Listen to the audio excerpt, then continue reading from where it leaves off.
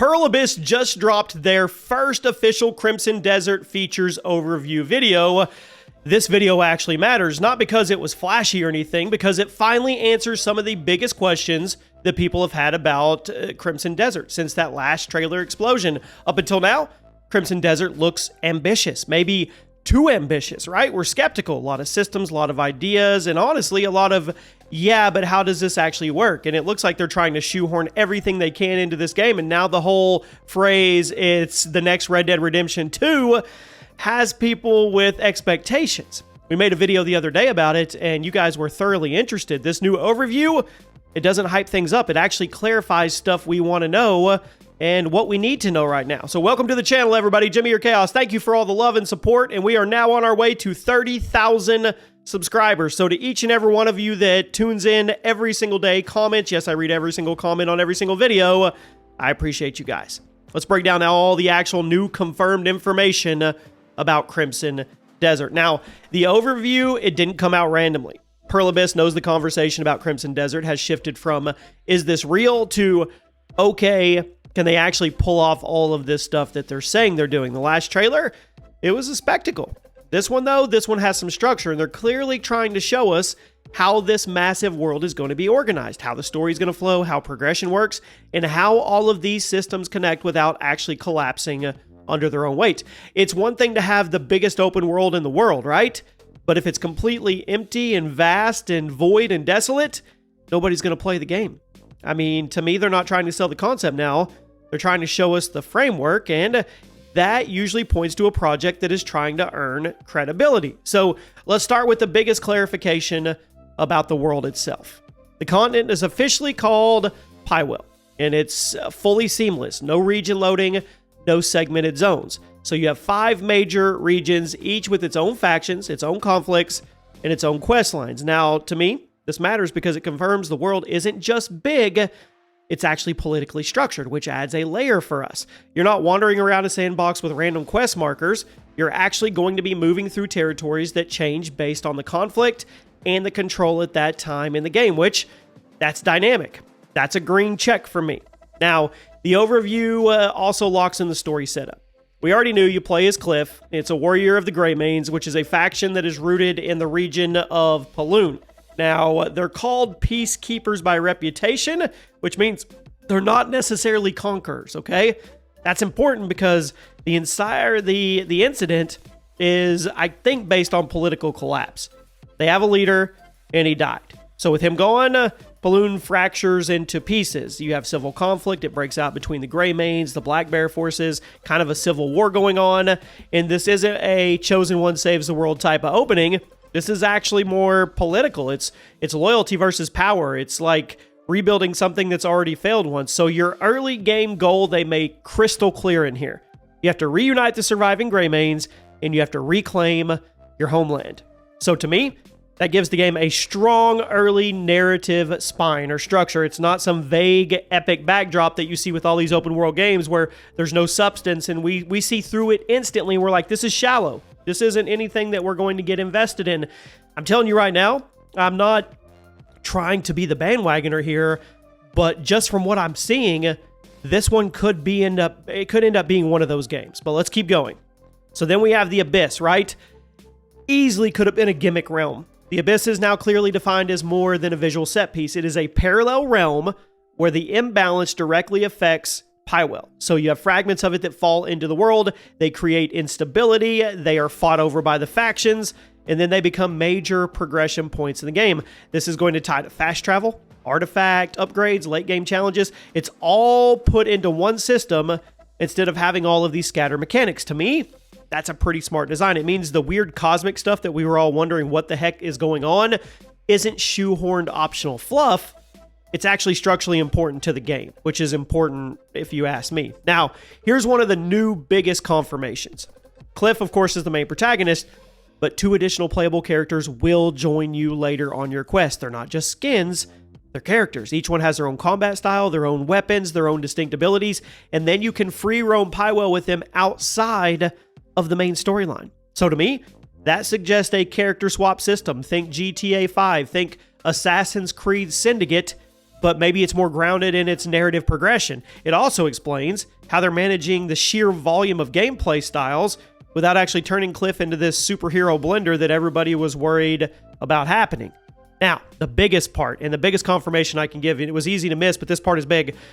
Locations can be liberated. Let me give you an example. Roothold is under siege. So you go in, you defeat the occupying force, you return the control to the original faction, and the region becomes safer as a whole. NPCs actually return to the region because it is more safer from what you did. And then that gives you more resources to unlock. That's not just cosmetic layers here. That is a persistent world state change, which is another reason why I think this actually could be one of those games. This means your actions are going to literally physically reshape Playable in visible mechanical ways, not just cheap, easy, cop-out dialogue flags. That is the kind of system that people want from open world RPGs, and they have for years. I think I speak for the people on this. You can let me know if I'm wrong, but I'm pretty sure that that's what we're looking for. So the overview confirms some really important things for us. I mean, the main quest is linear and it is story driven, but the side content is going to be fully non-linear. In this world, how they've talked about how big it is and there's so much to do, we're talking easily could be a 100-hour game plus, right? Now I'm starting to see where people are giving those kind of, hey, this could be like Red Dead Redemption 2. It doesn't have to be the next Red Dead Redemption 2. Red Dead Redemption 2 is special for its own reasons, but if it's carefully crafted and constructed and there's thought and passion put into it like Rockstar did Red Dead Redemption 2, well, guess what? That can be a win-win for everybody. So you're going to tackle faction quests in any order you want to. You can ignore the main story for long stretches of time in this game. You can go shape your own journey with Cliff through exploration instead of just hitting all the checklists. And I know people think the grind checklist like Assassin's Creed Odyssey and things like that.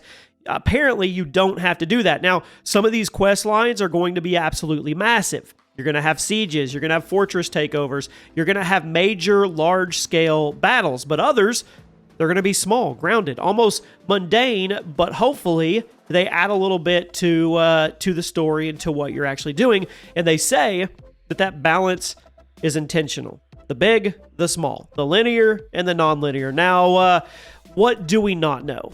Well, we don't know how deep the NPC AI actually is going to go. I mean, if you look over at Fable talking about there's 1,000 different NPCs and they all have their own backstories and their own emotions and their own lives of what they're doing and actions and everything, that's really deep.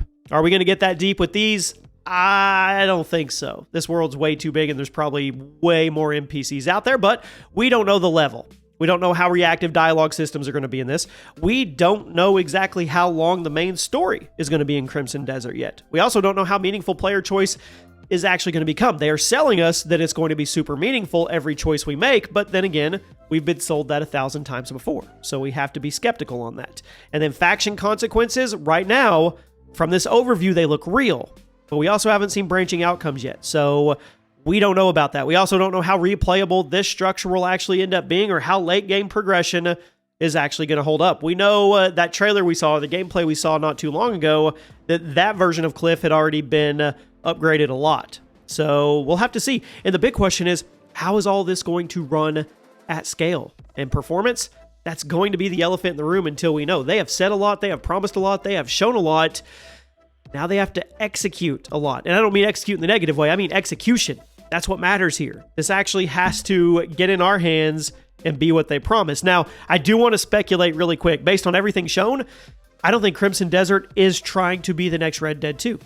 I think it's actually trying to be a system-heavy RPG with Rockstar-style world reactivity here. And then you could also say Witcher-style narrative focus, which is great if they can blend the two. The multiple playable characters, I like that. I almost feel like that's a pressure valve. It's a way to avoid bloating one character with every mechanic in this massive story, in this massive world, and it's kind of a blow-off or a let steam out with other characters. In the Abyss, I think it's going to be like a late-game pivot, like where exploration shifts from the grounded politics to what I've talked about with you guys to this high-risk cosmic stake, which we don't know anything about, and then the faction system. I think this is the core loop. This feels like the core loop. So fight, liberate, rebuild, unlock, and then you move forward. every game has to have a core loop, right? You have to be committed to it. If they can nail that loop, I think this game could actually land in a pretty rare category. I mean, I don't think the overview, I don't think it made Crimson Desert bigger. I think it gave us a more sense of clarity here. And let's be real with each other. As gamers, clarity builds confidence. I mean, there's risk here for sure. There is a lot riding on performance and polish of this game, but it doesn't actually feel like a tech demo to me that's stitched together with ambition or trickery or trying to be the next Aliens game and trick us, right? Colonial Marines, if anybody remembers.